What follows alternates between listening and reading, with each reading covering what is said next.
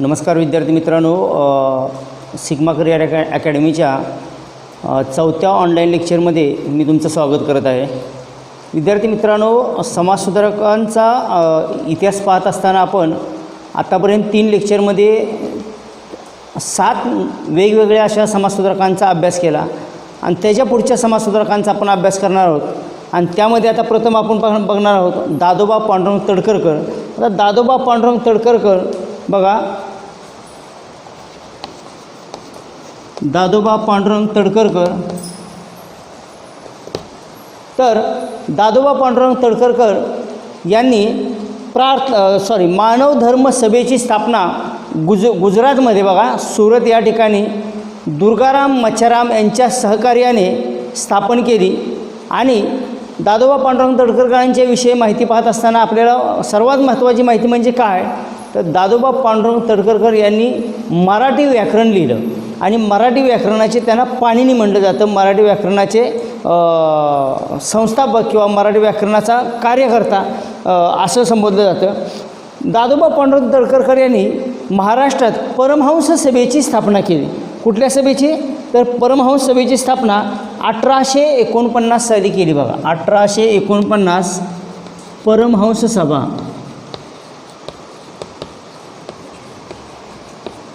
त्याच्या अगोदर मी सांगितलं मानव धर्मसभा.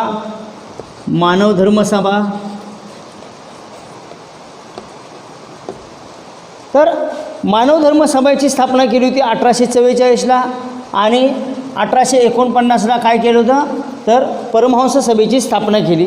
दादोबा पांडुरंग तडकरकर यांनी बघा मराठी भाषेचं व्याकरण लिहिलं म्हणून त्यांना मराठी भाषेचे पाणिनी म्हटलं जातं. तर त्याबरोबरच त्यांनी बघा यशोदा पांडुरंगी या मोरोपंतांच्या केकावलीवर टीका केली आणि त्यांनी मोरोपंतांच्या केकावलीवर टीका करून यशोदा पांडुरंगी हा एक ग्रंथ लिहिला. अशा पद्धतीनं दादोबा पांडुरंग तडकरकर यांच्याविषयी जास्तीत जास्त 2 ते 3 प्रश्न, मानव धर्मसभा कोणी स्थापन केली किंवा त्यांचे सहकारी कोण, दुर्गाराम मच्छाराम हे त्यांचे सहकारी, हा असा प्रश्न पडू शकतो. पुढचा प्रश्न पडू शकतो की त्यांना कोणत्या समाजसुधारकाला मराठी भाषेचे पाणिनी किंवा मराठी भाषेचे व्याकरणकर्ता म्हटलं जातं, तर दादोबा पांडुरंग तडकरकर. यशोदा पांडुरंगी हे कोणत्या ग्रंथावर केलेली टीका आहे, तर मोरोपंतांच्या केकावलीवर केलेली टीका आहे. असे हे 2-3 प्रश्न पडू शकतात. आपण पुढचा समाजसुधारक पाहणार आहोत गोपाळ हरी देशमुख. बघा गोपाळ हरी देशमुख यांनाच लोकहितवादी म्हटलं जातं. लोकहितवादी. आता लोकहितवादी म्हणण्याचा उद्देश काय असेल? पहिलं म्हणजे त्यांचं लोकहितवादी मासिक याच नावानं चालू होतं की लोकहितवादी मासिक. त्याबरोबरच सतत लोकांची काळजी करणारं व्यक्तिमत्व, सतत लोकांचा विचार करणारं व्यक्तिमत्व म्हणून लोकहितवादींना लोकहितवादी असं म्हटलं जायचं. आता गोपाळ हरी देशमुख हे महाराष्ट्रातील प्रबोधन चळवळीचे अग्रणी असं त्यांना संबोधलं जातं. महाराष्ट्रातील प्रबोधन चळवळीचे अग्रणी, प्रबोधन चळवळ.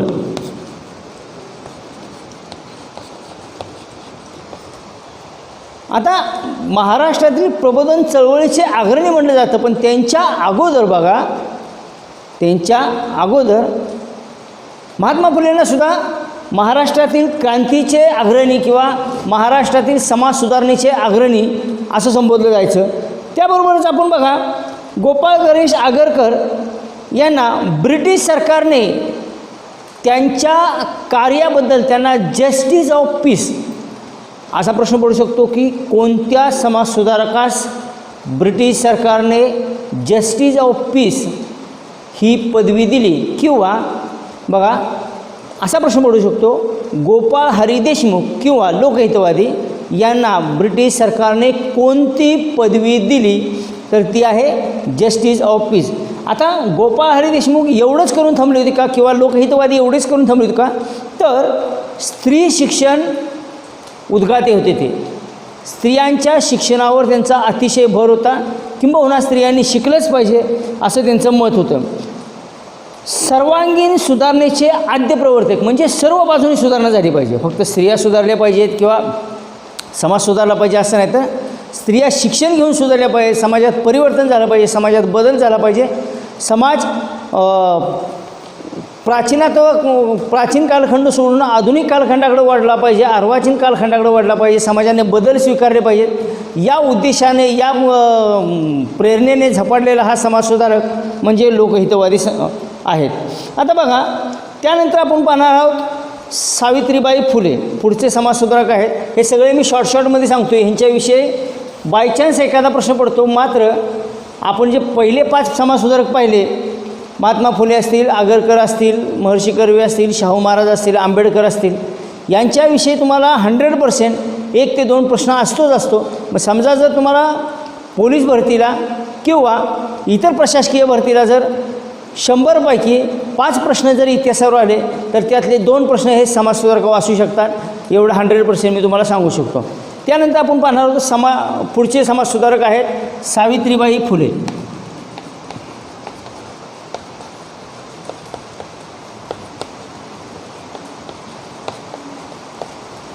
आता सावित्रीबाई फुलेंचा अभ्यास करत असताना किंवा सावित्रीबाई फुलेंच्याविषयी माहिती पाहत असताना आपण महात्मा फुले जर अभ्यासला असेल तर तुम्हाला सावित्रीबाई फुलेंच्याविषयी भरपूर काही माहिती मिळू शकते. बघा, महात्मा फुलेंच्या शिक्षण कार्यात, महात्मा फुलेंच्या समाज सुधारणेच्या कार्यात, महात्मा फुलेंच्या अस्पृश्य सुधारणेच्या कार्यात सावित्रीबाई फुलेंनी महत्त्वाचा वाटा उचललेला आहे. सावित्रीबाई फुलेंना अगोदर स्वतः महात्मा फुलेंनी शिकवलं आणि त्यांना शिक्षक म्हणून त्या मुलींच्या शाळेत नेमलं. बघा, भारतातील पहिली स्त्री शिक्षिका आणि मुख्याध्यापिका म्हणून सावित्रीबाई फुलेंना संबोधलं जातं. पहिली स्त्री शिक्षिका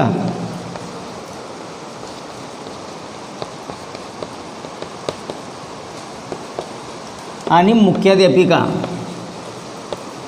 बघा, ह्या 2 गोष्टी महात्मा फुलेंच्या कार्यात त्यांचा मोलाचा वाटा होताच. स्वतः शिकल्या आणि मग नंतर इतरांना शिकवलं. म्हणजे स्वतः अभ्यास करून स्वतः पदवी प्रदान घेतली किंवा स्वतः ज्ञान घेतलं आणि त्यानंतर समाजातील तळागाळातील लोकांना ज्ञान देण्यासाठी त्यांनी प्रयत्न केला. महात्मा फुलेंच्या शिक्षण कार्यात किंबहुना अस्पृश्य कार्यात आणि समाज सुधारणा कार्यात त्यांचा मोलाचा वाटा आहे. आता बघा, सावित्रीबाई फुलेंनी त्यांच्या आयुष्यातले लिहिलेले ग्रंथ म्हणजे बघा काय आहे. पहिला तर बघा, काव्य फुले. ह्याच्यावर प्रश्न असतो तुम्हाला. काव्य फुले, सुबोध रत्नाकर, 52 कशी सुबोध रत्नाकर,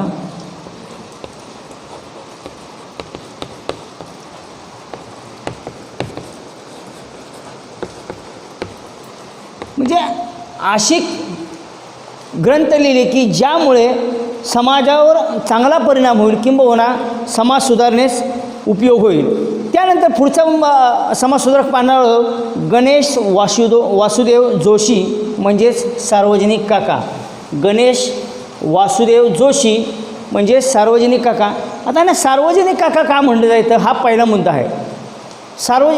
समाजाच्या प्रत्येक कार्यात हिरहिरीने भाग घेणारा, पुढे होऊन भाग घेणारा म्हणून तो सार्वजनिक. सगळ्या कार्यात, मग समाज सुधारणा असेल, शिक्षण सुधारणा असेल, राजकीय सुधारणा असेल, अस्पृश्य सुधारणा असेल किंबहुना सामाजिक सुधारणा असेल, या सर्व सुधारणेमध्ये किंबहुना सगळ्या सुधारणामध्ये पुढे होऊन काम करणारा, सगळ्यात पुढे असणारा समाज सुधारणेमध्ये म्हणून त्यांना सार्वजनिक काका असे म्हटलं जायचं.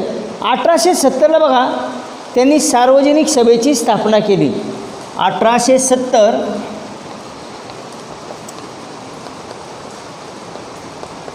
सार्वजनिक सभेची स्थापना.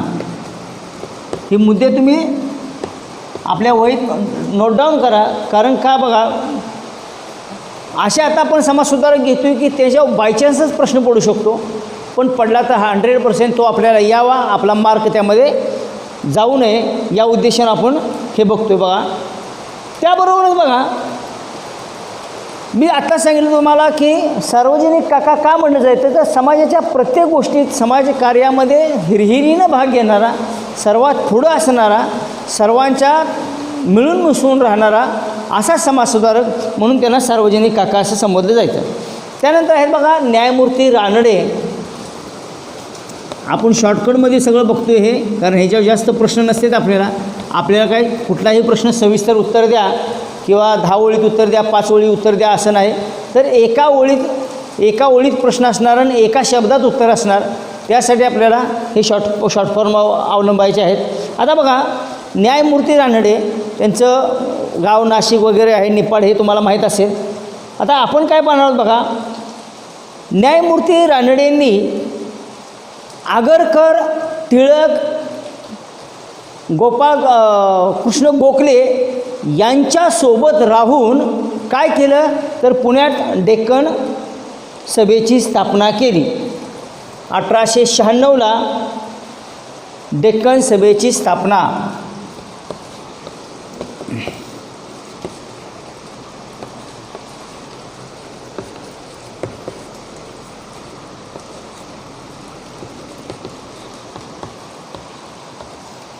डेक्कन सभेची स्थापना केली. बघा डेक्कन सभेची स्थापनेबरोबरच अनेक मवाळवादी नेत्यांना त्यांनी एकत्र करण्याचा प्रयत्न केला. तर मवाळवादी नेते कोण, भारतातील मवाळवादी नेते कोण असं तुम्हाला जर प्रश्न विचारला तर तुम्हाला उत्तर माहीत पाहिजे की बाबा सचिंद्रनाथ सिन्हा आहेत, योमेशचंद्र बॅनर्जी आहेत, बद्रुद्दीन तय्यब जे आहेत, दादाबाई नौरोजी आहेत, गोपाळकृष्ण गोखले आहेत, न्यायमूर्ती रानडे आहेत किंवा असे अनेक की त्यांची एक संघटना स्थापन केली, मवाळवादी संघटना स्थापन केली. त्यांनी पुण्यामध्ये सार्वजनिक सभा, अहमदनगरमध्ये अहमदनगर एज्युकेशन सोसायटी. बघा पुण्यामध्ये सार्वजनिक सभा,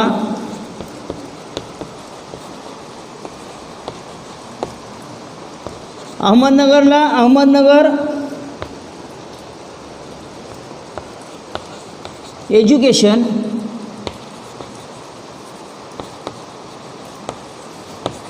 अशा अनेक संस्था स्थापन करून समाज सुधारणेमध्ये भर घातलेली आहे. बघा नुसतंच समाज सुधारणा करणे म्हणजे काय, संस्था स्थापन करणे एखादी आणि त्या संस्थेचं काम पाहणे असं नाही, तर समाजात बदल घडवणं, समाजात आलेली एखादी समस्या निराकरण करणं ही गोष्ट समाज सुधारणेत येऊ शकते. आता न्यायमूर्ती रानडेंची ग्रंथसंपदा बघा, त्यांनी एकेश्वर निष्ठांची कैफियत हा ग्रंथ लिहिला. एकेश्वर निष्ठांची कैफियत, एकेश्वर कैफियत हा त्यांचा ग्रंथ प्रसिद्ध आहे. ध्यानात ठेवा, लक्षात आलं. म्हणजे बघा कोणत्या समाजसुधारकानं कोणता ग्रंथ लिहिला, कोणती सुधारणा केली, कोणत्या सुधारणेवर भर दिला.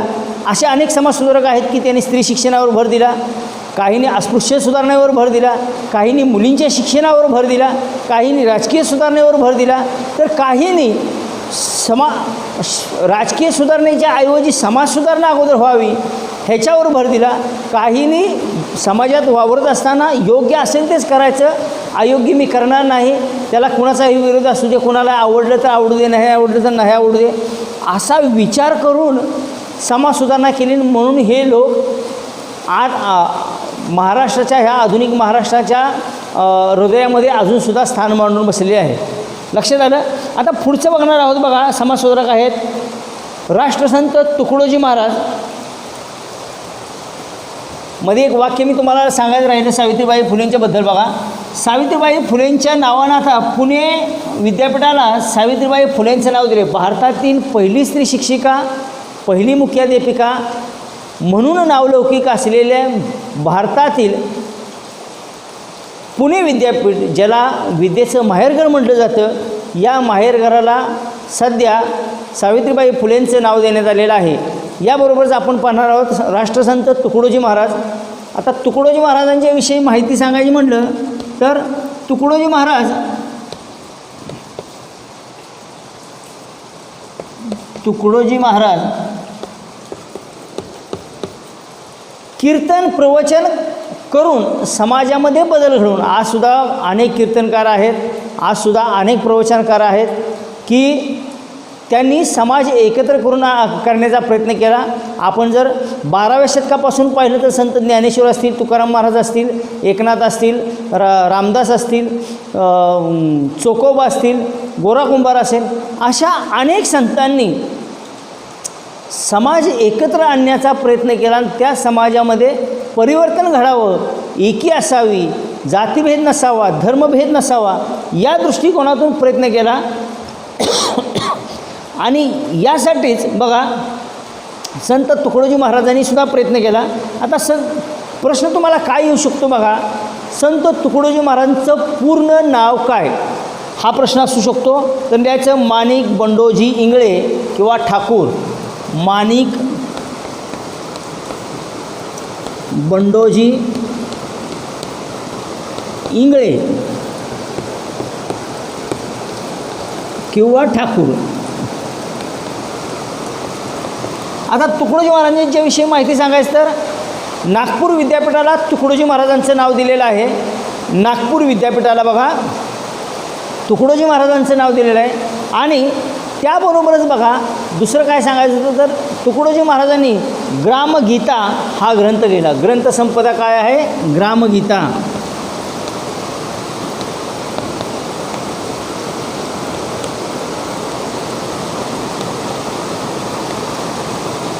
ह्याच्यावरसुद्धा प्रश्न येऊ शकतो. हे दोन प्रश्न बघा, तुकडोजी महाराजांचं संपूर्ण नाव काय होतं, त्यांनी लिहिलेला ग्रंथ कोणता होता, असाही प्रश्न येऊ शकतो तुम्हाला की नागपूर विद्यापीठाचं नवीन नाव काय आहे. तर संत तुकडोजी महाराज नागपूर विद्यापीठ नागपूर असं नाव येऊ शकतं.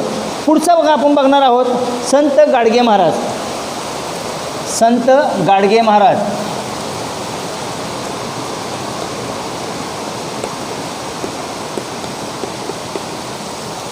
आता गाडगे महाराजांच्या विषयी सांगायचं म्हणजे जिथं गाडगे महाराज उभे राहत तिथं कीर्तनाला सुरुवात व्हायची.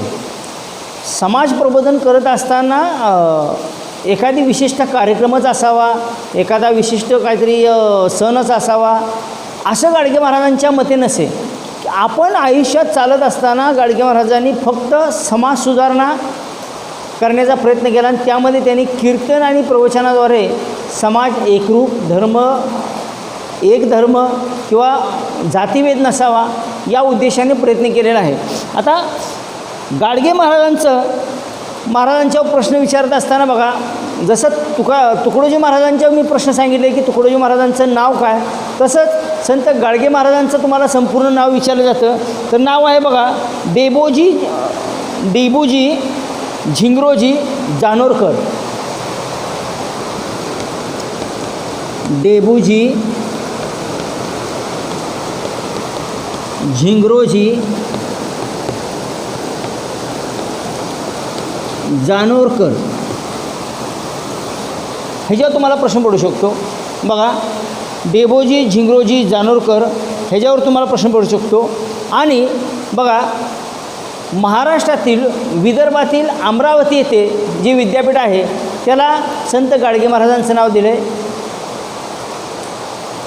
संत गाडगे महाराजांचं नाव दिलं बघा, गाडगे महाराज अमरावती विद्यापीठ अमरावती.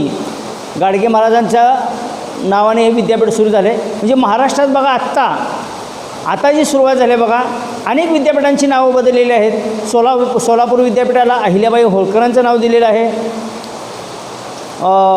जळगाव विद्यापीठाला बहिणाबाई चौधरींचं नाव दिलेलं आहे. अमरावती विद्यापीठाला गाडगे महाराजांचं नाव दिलं आहे. नागपूर विद्यापीठाला तुकडोजी महाराजांचं नाव दिलं आहे. नांदेड विद्यापीठाला रामानंद तीर्थ मराठवाडा, स्वामी रामानंद तीर्थ मराठवाडा विद्यापीठ असं नाव दिलेलं आहे. औरंगाबाद विद्यापीठाला डॉक्टर बाबासाहेब आंबेडकरांचं नाव दिलेलं आहे. फक्त मुंबई विद्यापीठाला फक्त मुंबई विद्यापीठ असं नाव आहे. फक्त कोल्हापूरच्या शिवाजी विद्यापीठाचं नाव काय चेंज होत नाही, शिवाजी विद्यापीठाचं राहणार आहे. तर अशा पद्धतीनं बघा गाडगे महाराज, तुकडोजी महाराज, गोपाळ गणेश जोशी, सावित्रीबाई फुले, न्यायमूर्ती रानडे, गोपाळ हरी देशमुख इत्यादी लोकांच्या विषयी आपण माहिती पाहिलेली आहे. त्याच्या पुढचा आहे समाजसुधारक कर्मवीर भाऊराव पाटील. आता ह्याच्यावर सरासरी एक 3-4 पद्धतीचे प्रश्न येऊ शकतात. ते मी प्रश्न सांगणार आहे तुम्हाला माहिती देत. आता कर्मवीर भाऊराव पाटील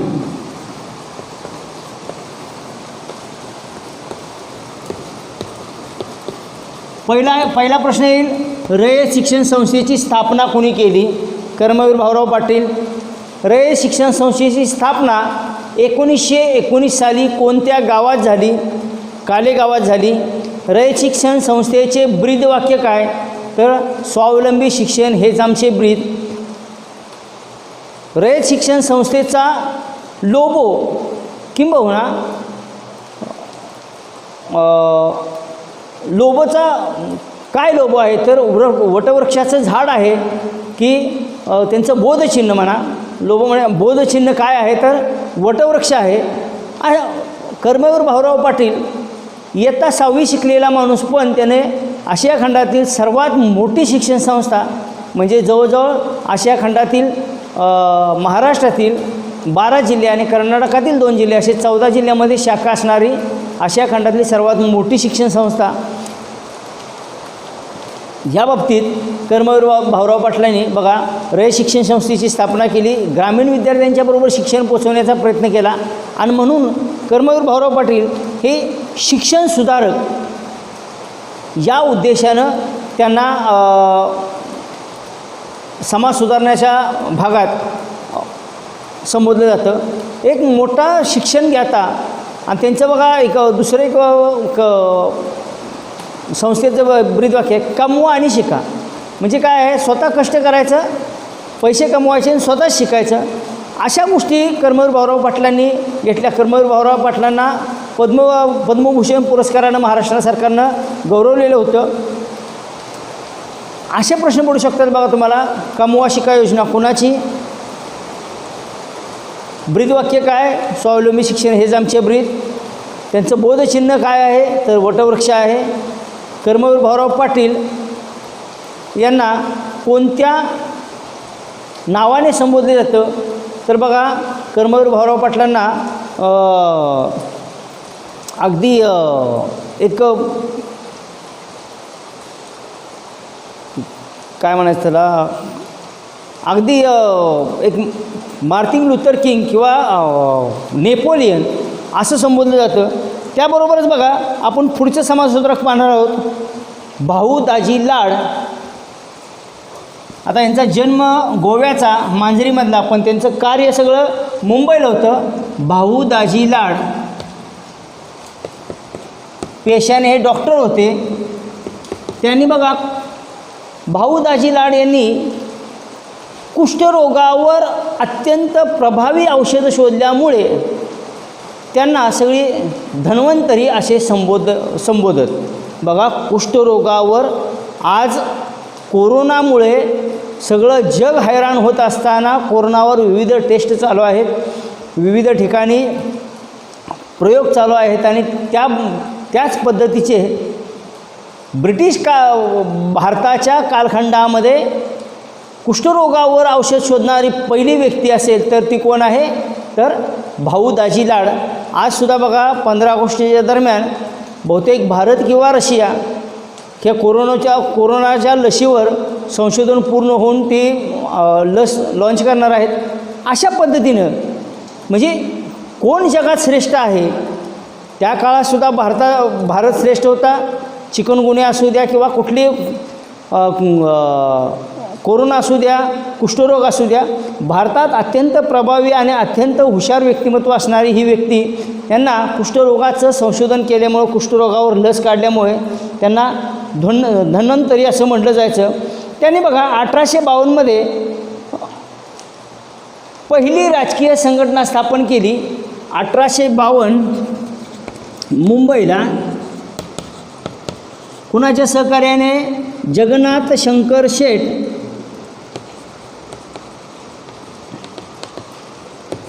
यांचे सहकार्य. म्हणजे एखादी संघटना स्थापन करत असताना कोणाचं तरी सहकार्य मिळालं आणि त्या सहकार्यातून त्यांनी पहिली राजकीय संघटना स्थापन केली, तिचंच भविष्यात मग राष्ट्रीय काँग्रेसमध्ये रूपांतर झालं, किंबहुना त्यांनी विविध संघटना एकत्र केल्या. रानडेंची जशी औद्योगिक परिषद होती, औद्योगिक परिषदेचं हे सर्व सदस्य भारतातील एकत्र आले, त्यांच्यातून राष्ट्रीय सभेची स्थापना झाली.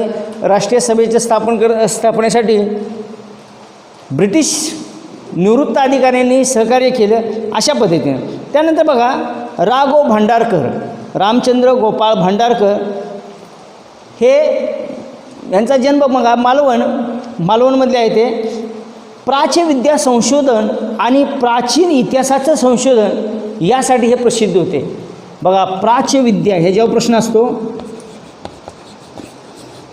प्राच्यविद्या संशोधन म्हणून कोणाला संबोधलं जातं, तर भांडारकरांना.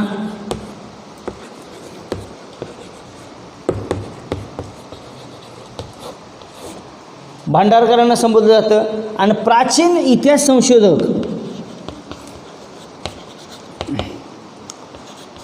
संशोधक, याविषयी सुद्धा भांडारकरांना संबोधलं जातं. बघा म्हणजे काय आहे तर कोण इतिहास समाजसुधारक असेल तर कोण झालेल्या घटनावर आधारित समाज जागृत करण्याचा प्रयत्न करून भविष्यात न येणाऱ्या अडचणींना सामोरे जाण्यासाठी काही ना काहीतरी जपून ठेवलं पाहिजे, या उद्देशातून भूतकाळाचा अभ्यास करणारे व्यक्तिमत्व म्हणून रा. भांडारकरांना संबोधलं जातं. त्यानंतर आपण पाहणार आहोत पुढचं व्यक्तिमत्व आहे किंबहुना पुढचे समाजसुधारक आहेत पंडिता रमाबाई. आता ह्याच्यावर सुद्धा प्रश्न असू शकतात बघा तुम्हाला. शारदा सदन कोणी स्थापन केलं, किंवा कडेगाव सदन कोणी स्थापन केलं, किंबहुना मुक्ती सदन कोणी स्थापन केलं, किंबहुना आर्य महिला समाजाची स्थापना कोणी केली, किंबहुना रमाबाई असोसिएशनची स्थापना कोणत्या देशात झाली, असे अनेक प्रश्न. बघा इतिहास म्हटलं की अशा अनेक प्रश्नांचा भडीमार असतो आणि कुठला प्रश्न कोणत्या पद्धतीने पडेल सांगता येत नाही. आपण बघणार आहोत पंडिता रमाबाई.